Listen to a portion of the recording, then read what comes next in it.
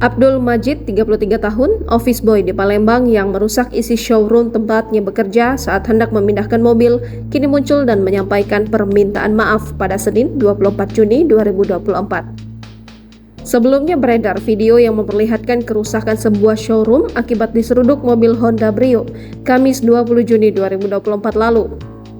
Sambil menunjukkan luka yang dialaminya, Abdul Majid menceritakan kronologi peristiwa yang dialaminya. Saat itu, Abdul sedang bersih-bersih showroom, lalu melihat mobil itu di bawah kaca. Takut mengenai mobil, Abdul Majid inisiatif memindahkan mobil itu. Ia pindahkan hendak mengerem tetapi terinjak gas. Karena panik, lalu menabrak tiang showroom. Tidak ada korban dalam peristiwa ini.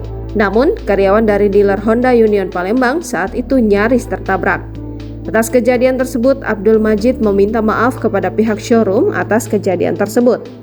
Ketika ditanya apakah dirinya bisa membawa mobil, Abdul pun menjawab bisa membawa mobil.